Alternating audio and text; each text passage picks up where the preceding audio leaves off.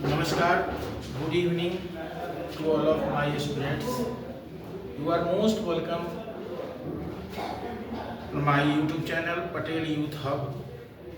नववर्ष की बहुत बहुत शुभकामनाएं आप लोगों को। ईश्वर आपकी हर मुराद को पूरी करे। ईश्वर से मित्रों, मैथ्स में एक सेक्शन है, काफी आसान सेक्शन है, प्रिज्म और पिरामिड। लेकिन दुर्भाग्यवश कंसेप्ट सही नहीं होने के कारण इसमें कुछ परेशानियां होती है। तो आज के क्लास में हम आज जो वीडियो आपके लिए बना रहे हैं, इसमें प्रिज्म और पिरामिड का कंसेप्ट आपको हम देंगे। और एक बार अगर आप इसके कंसेप्ट को समझ लेते हो, हमें लगता है कि आज के बाद जीवन में कभी भी प्रिज्म और पिरामिड से संबंधित अगर कोई प्रॉब्लम आता है तो उसे निश्चित तौर पर आप बना पाओगे। देखिए, सबसे पहले हमें यह समझना है कि ये प्रिज्म और पिरामिड किस बला का नाम है क्या? तो भाई, प्रिज्म और पिरामिड दोनों सॉलिड हैं, दोनों 3D हैं, त्रिविमीय संरचना है। और जितने भी 3D होते हैं वो सॉलिड होते हैं, आप जानते हैं, क्योंकि वो जगह स्पेस जो है सो इस ब्रह्मांड में ऑक्युपाई करते हैं। हम लोग भी 3D हैं, ये कलम 3D है, बेंच डेस्क ये सारा का सारा 3D है। तो प्रिज्म जो है, प्रिज्म का स्वरूप कैसा होता है? तो सबसे पहले हमें यह समझना है कि प्रिज्म जो 3D है, त्रिविमीय जो संरचना है, प्रिज्म का कोई भी स्वरूप निश्चित नहीं होता है। It's totally depend upon the base polygon। आधार का जो बहुभुज होता है उस पर निर्भर करता है। यानी अगर आधार त्रिभुज है तो वह ट्रायंगुलर प्रिज्म, अगर 4 भुजाओं वाला है तो क्वाड्रिलेटरल प्रिज्म, 5 भुजाओं वाला है तो उसको पेंटागोनल प्रिज्म, 6 भुजाओं वाला है तो उसको कहते हैं हेक्सागोनल प्रिज्म। यानी यह खेल है सिर्फ बहुभुज का। हमारे सिलेबस में 2 तरह के बहुभुज होते हैं, कि रेगुलर और इरेगुलर। यानी भुजाओं की संख्या अगर समान हो और भुजाओं की संख्या अगर असमान हो। तो सबसे छोटा बहुभुज रेगुलर वाला जो है, पिछले वीडियो में हम डाले भी थे, बताए भी हैं आपको, वो त्रिभुज होता है। तो सबसे छोटा भुजाओं के दृष्टिकोण से जो प्रिज्म होगा वो ट्रायंगुलर प्रिज्म होगा, ट्रायंगुलर रेगुलर प्रिज्म। ठीक है, अब आप देखो ये प्रिज्म में होता क्या है। अगर आधार ट्रायंगल है तो उसका टॉप भी होगा ट्रायंगल। ये प्रिज्म हो गया। अगर इसी का आधार अगर ट्रायंगल है और टॉप अगर पॉइंट है और उस पॉइंट से उसके सारे वर्टेक्स को अगर मिला देते हैं, शीर्ष को मिला देते हैं, तो वह पिरामिड हो गया। यानी प्रिज्म और पिरामिड में बेसिक अंतर यही है कि प्रिज्म में नीचे अगर त्रिभुज है, ऊपर चतुर्भुज, नीचे चतुर्भुज है, ऊपर चतुर्भुज, नीचे पंचभुज है, ऊपर पंचभुज, ये प्रिज्म है। पिरामिड में नीचे त्रिभुज, ऊपर पॉइंट, नीचे चतुर्भुज, ऊपर पॉइंट, नीचे पंचभुज, ऊपर पॉइंट। हमको लगता है कि इसके डिफरेंस को आप समझ गए कि भाई प्रिज्म क्या होता है, पिरामिड क्या होता है। अब देखो, प्रिज्म का जो वॉल्यूम होता है उसका 1/3 होता है पिरामिड का वॉल्यूम। ठीक उसी तरह से जिस तरह से आप सिलेंडर का वॉल्यूम निकाले होंगे, तो सिलेंडर का जो वॉल्यूम होता है उसका 1/3 होता है कोण का, जब उसका बेस, रेडियस और हाइट बराबर। सेम स्थिति यहां भी है ना। तो आप देखो भाई, यहां पर हम अब बनाने जा रहे हैं सबसे छोटा प्रिज्म, यानी कम भुजाओं वाला प्रिज्म, वो है ये ट्रायंगुलर। ये रहा त्रिभुज और ऊपर भी हो गया त्रिभुज।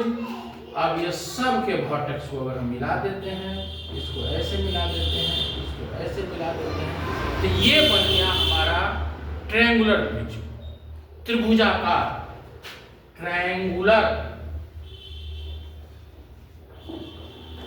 प्रिज्म। अब अगर नीचे अगर हम इसको चतुर्भुज कर देते हैं, ये ऊपर भी चतुर्भुज कर देते हैं, ये और सबके वर्टेक्स को अगर हम मिला देते हैं, ठीक है, ये हो गया हमारा क्वाड्रिलेटरल प्रिज्म।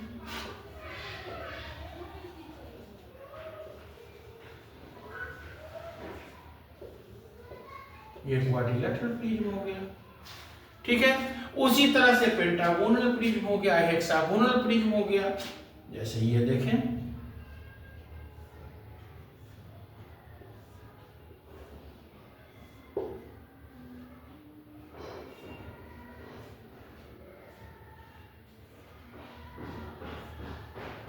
ये हो गया। अब इस सब को हम मिला देते हैं, इसके वर्टेक्स को, ठीक है। चलिए देखिए आप, ये हो गया आपको हेक्सागोनल प्रिज्म।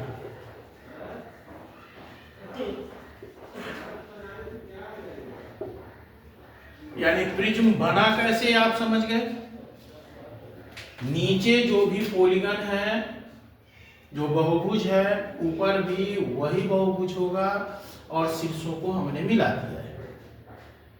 नीचे त्रिभुज है तो त्रिभुजाकार, चतुर्भुज है तो चतुर्भुजाकार, ये हेक्सागोनल है, 6 भुजाओं वाला है। अब इस प्रिज्म से संबंधित प्रश्न हमसे क्या पूछे जा सकते हैं, क्या पूछे जाते हैं? तो भाई इससे सीधा सा प्रश्न पूछा जाता है इसका क्षेत्रफल और इसका आयतन यानी वॉल्यूम। तो भाई क्षेत्रफल क्या होगा? प्रिज्म में एक बात ध्यान रखनी है ये कि इसका जो बेस होता है, जो कुछ भी हो, इसका जो स्लैंट सरफेस एरिया होता है वो होता है रेक्टेंगुलर यानी चतुर्भुजाकार होता है, ठीक है।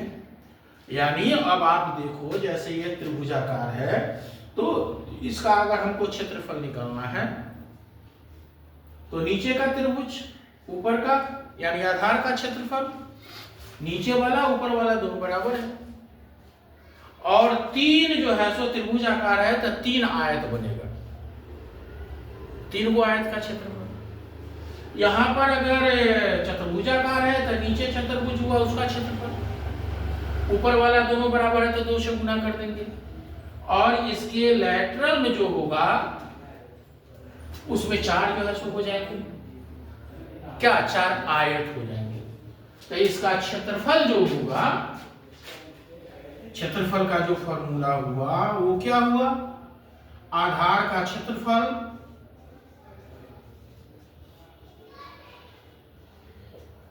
या 2 आधार का क्षेत्रफल लिख दीजिए, 2 गुने आधार का क्षेत्रफल नीचे और ऊपर वाला, प्लस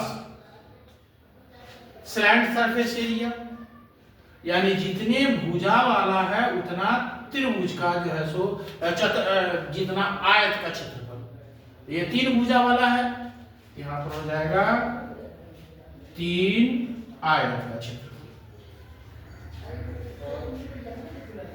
उसी तरह से यहां पर क्या हो जाएगा, 2 गुने आधार का क्षेत्रफल, आधार जिस भी बहुभुज का हो, प्लस यहां पर हो जाएगा 4 आयत का क्षेत्रफल।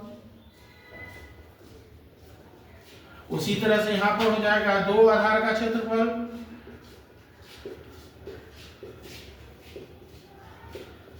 प्लस अगर 6 भुजा का है तो 6 आयत का क्षेत्रफल।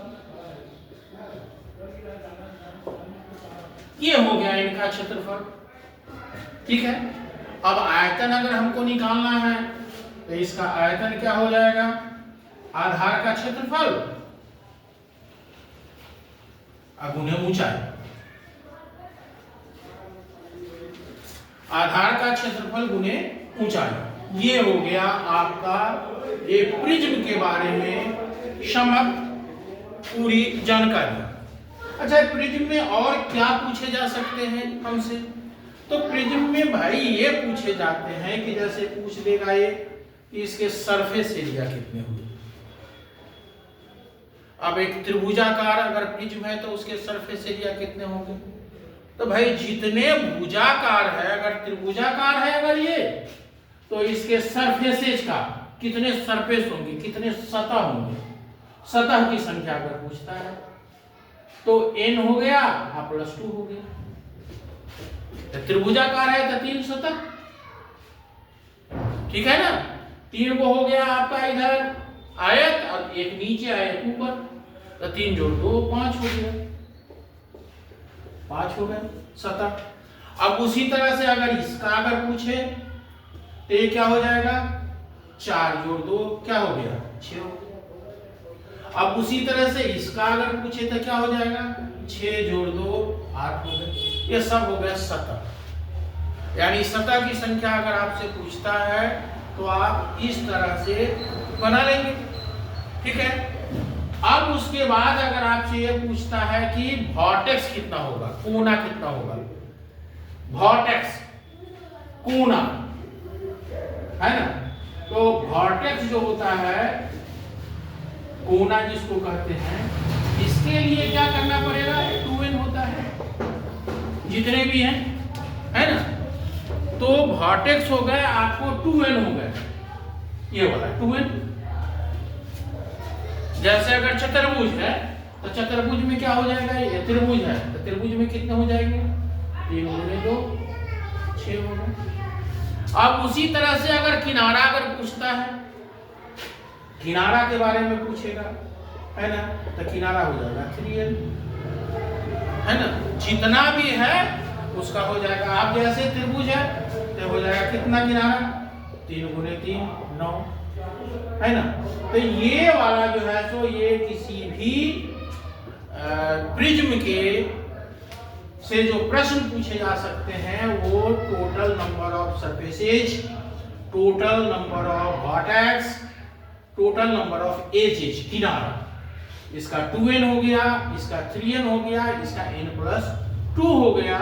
इसके साथ साथ प्रिज्म से संबंधित एक प्रिज्म के संपूर्ण पृष्ठ का क्षेत्रफल, इसके स्लैंट यानी वक्र पृष्ठ का क्षेत्रफल और उसका आयत। ये कुल मिलाकर आपको जो है सो प्रिज्म का एक बेसिक कंसेप्ट हम आपको दिए हैं। अगर आप इसे इस ढंग से अगर समझते हैं तो प्रिज्म से संबंधित प्रॉब्लम आपसे नहीं फंसेंगे, यानी आप निश्चित तौर पर उसको बेहतर ढंग से कर पाएंगे। अब चलिए प्रिज्म के बाद हम लोग आते हैं पिरामिड पर।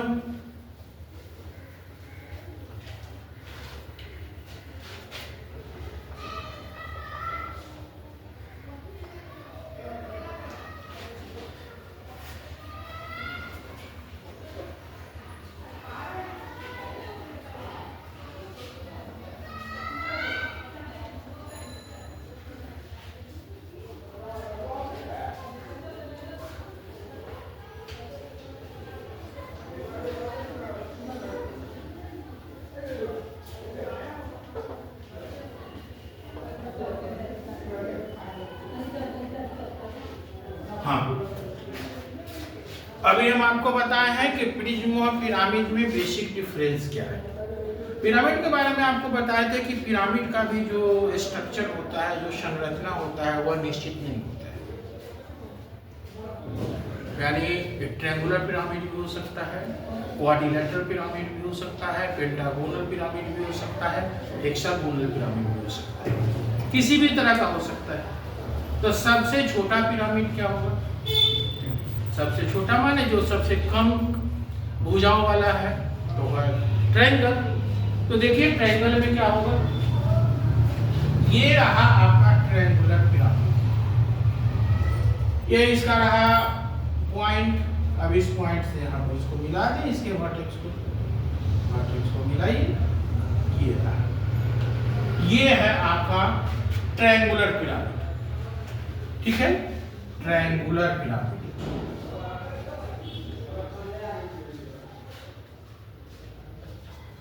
अब उसी तरह से अब एक जैसे एक और है क्वाड्रिलेटरल, यानी 4 भुजाओं वाला, ये रहा आपका, ये इसका शीर्ष है, बिंदु है, पॉइंट है सॉरी, और ये रहा आपका, ये है आपका क्वाड्रिलेटरल,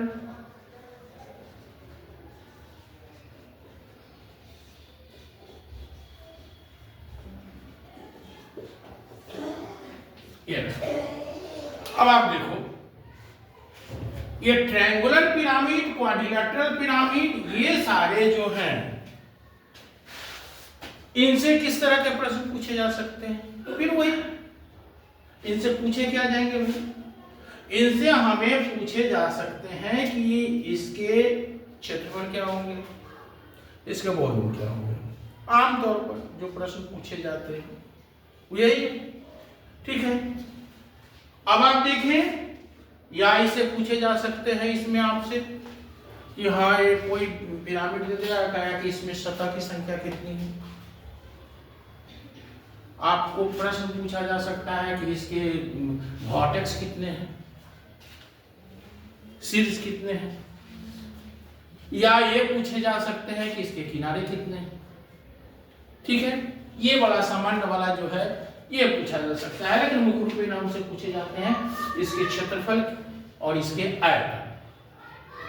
तो देखिए इसमें क्या है, इसकी बनावट कैसी हुई। नीचे तो एक बहुभुज हो गया, और इसके स्लैंट सरफेस एरिया में, वक्र पृष्ठ में, इसमें त्रिभुज बनता है, जबकि प्रिज्म में बना था आयत।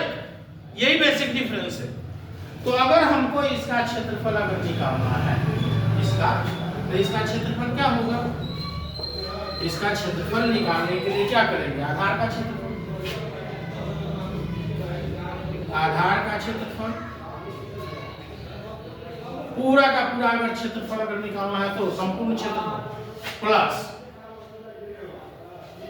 अब ये जो आधार की जो परिमिति है 1/2 आधार की परिमिति गुने तिर्यक ऊंचाई, ऊंचाई है लेकिन ये तिर्यक ऊंचाई है, ऊंचाई नहीं है, ये क्या है?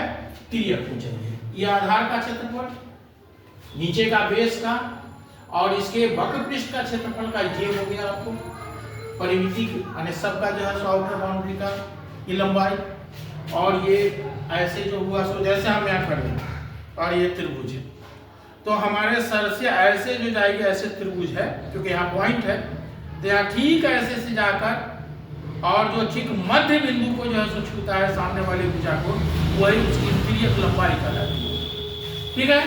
तो ये हो गया क्षेत्रफल पूरे के पूरे जो है सो। अब उसके बाद हमारे पास आता है आयतन निकालने के लिए। तो आयतन का होता है क्या भाई? 1/3 और आधार का क्षेत्रफल, जो भी आधार हो, अब उन्हें ऊंचाई। तो यहां पर जो है तो जो ये ऊंचाई दिया हुआ है, आयतन में वॉल्यूम में ऊंचाई होता है, लेकिन जब हम उसका क्षेत्रफल निकालते हैं तो वहां पर ऊंचाई नहीं होता है, क्या होता है? तिर्यक ऊंचाई होता है, ठीक है। तो ये रहा आपका। अब इसमें हमें क्या करना है, कैसे करना है, सो देखना है। इसमें दो टर्म है, एक टर्म है तिर्यक ऊंचाई, दूसरा टर्म है ऊंचाई। इसी दोनों को निकालना है, हमें समझना है, ठीक है। अब जैसे देखो, एक होता है, एक टर्म होता है जिसको हम लोग कहते हैं रेगुलर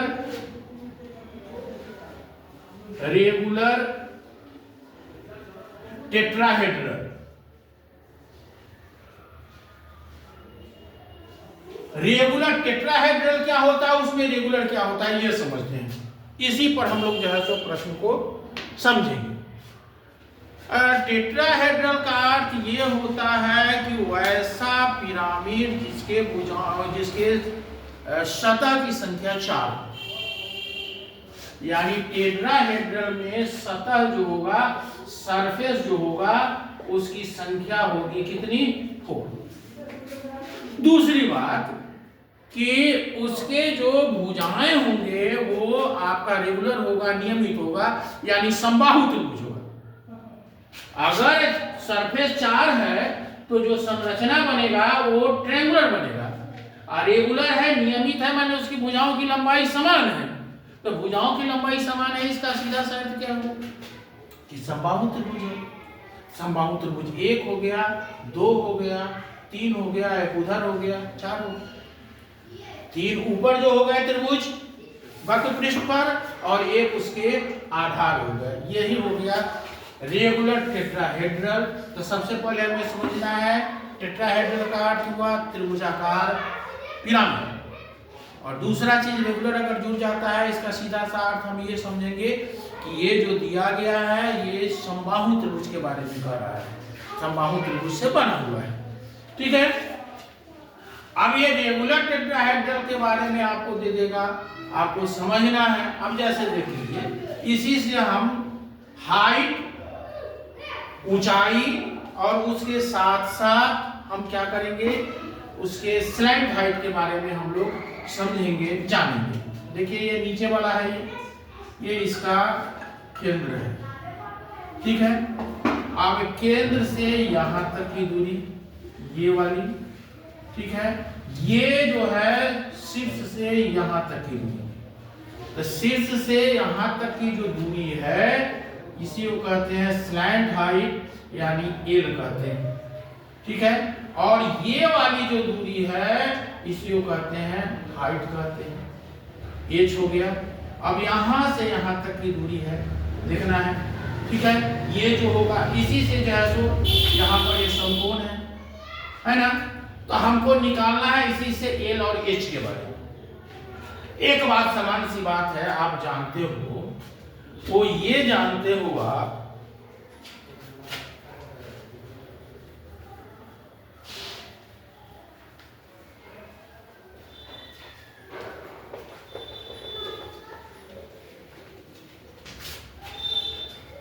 अच्छी तरह से जानते हैं कि एक समबाहु त्रिभुज का क्षेत्रफल होता है √3/4 भुजा स्क्वायर। इसके दूसरे क्षेत्रफल में 1/2 आधार गुना ऊंचाई, तो ये 2 से 2 कट गए और इससे ये कट गए, है ना, यानी हो गया √3/2a बराबर हो गया h, ऊंचाई हो गया।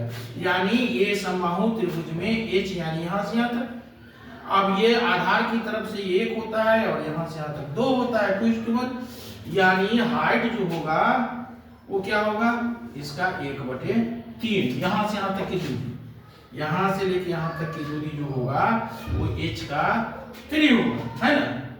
तो यहां से इसको काट दीजिए, √3, यानी a/2√3, ये हो गया। यहां से यहां तक की दूरी हो गया क्या, a/2√3, ये हो गया। और ये इसका क्या हो गया, स्लैंट हाइट हो गया, ये है ना, स्लैंट हाइट ये हो गया, ये हो गया इसकी ऊंचाई। अब ऊंचाई अगर हमको निकालना है इसका, यहाँ से ऊपर से लेकर नीचे तक का निकालना है हाइट, तो इस फॉर्मूला का हम लोग प्रयोग करके आप जो है सो आराम से जो है सो हाइट से एल का इसका निकालकर और एच का निकालकर आप इसको निकाल सकते हैं, और आप निकालते हैं। ठीक है, ये ऊंचाई बड़ा हो गया, एल स्क्वायर, क्या फॉर्मूला क्या होगा, ये एल स्क्वायर बराबर इसका स्क्वायर प्लस ये हाइट का स्क्वायर, है ना। इस फॉर्मूला का प्रयोग करके हम आराम से जो है सो एच, एल और ये इसके बीच के रिलेशंस को निकाल सकते हैं, यही महत्वपूर्ण होता है। अच्छा, हमेशा ध्यान देना है जो भी स्लैंट हाइट आता है वो सामने वाले भुजा के मध्य बिंदु को टच करता है, ये वाला भुजा को मध्य बिंदु को ये टच करता है, और इसकी जो ऊंचाई होती है इसी को स्लैंट हाइट करते हैं। जैसे हम यहाँ पर ऐसे, तो ये वाला जो जाकर जो है सामने वाली भुजा को जो टच करता है वही होगा।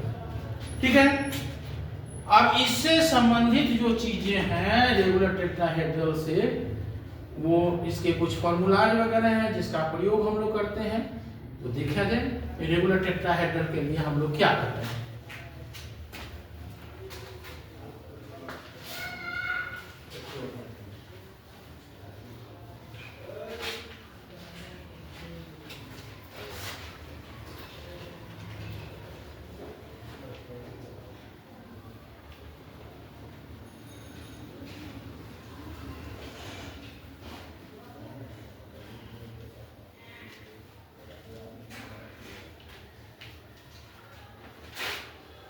अब रेगुलर टेट्राहेड्रल जो होता है,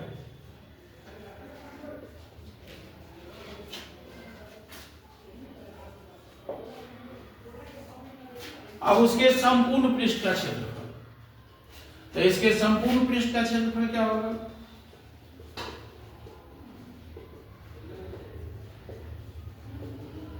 ये एक पिरामिड की कितने सरफेस हुए? 4 सरफेस हुए, त्रिभुजाकार है तो। अब ये 4 सरफेस हुए, हर जो है सो हर सतह एक समबाहु त्रिभुज है, तो इसका क्षेत्रफल हो जाएगा 4। अब उन्हें समबाहु त्रिभुज का क्षेत्रफल, समबाहु त्रिभुज का क्षेत्रफल होता क्या है? √3/4 भुजा स्क्वायर, यानी काट देंगे तो क्या हो गया? √3a²। ये इसके संपूर्ण पृष्ठ का हो गया क्षेत्रफल, है ना। अब संपूर्ण पृष्ठ का क्षेत्रफल ये हो गया आपका, इसका वॉल्यूम क्या होगा? आयतन, आयतन होगा क्या? √2a³/12। तो इसका आयतन अगर निकालना हो संपूर्ण पृष्ठ का क्षेत्रफल का, तो ये हो गया। अब इसका ये हो गया, और इसका संपूर्ण पृष्ठ का अगर क्षेत्रफल निकालना है तो ये हो गया। अब सिर्फ वक्र पृष्ठ का अगर क्षेत्रफल निकालना है, अगर वक्र पृष्ठ का क्षेत्रफल निकालना है, तो वक्र पृष्ठ का क्षेत्रफल अगर हमको निकालना है तो उसके लिए जो है 3 को हो गया समबाहु त्रिभुज, तो हो जाएगा 3 गुने √3/4 भुजा स्क्वायर।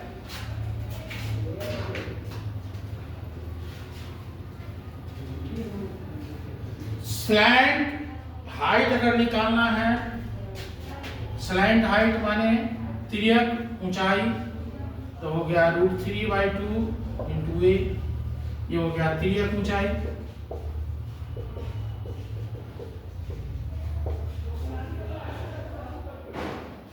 किसी भी रेगुलर टेट्राहेड्रल का जो है सो ये ऊंचाई हो गया।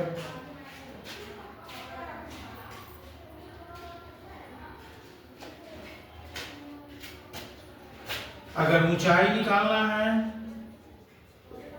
तो ये हो गया 2/3a। तो ये महत्वपूर्ण चीजें जो हैं ये हम आपका इसका कंसेप्ट दे दिए हैं। अगले वीडियो जो हम बनाएंगे इसमें इससे संबंधित कुछ प्रॉब्लम्स जो होंगे वो आपको हम डील करेंगे। Have a nice evening.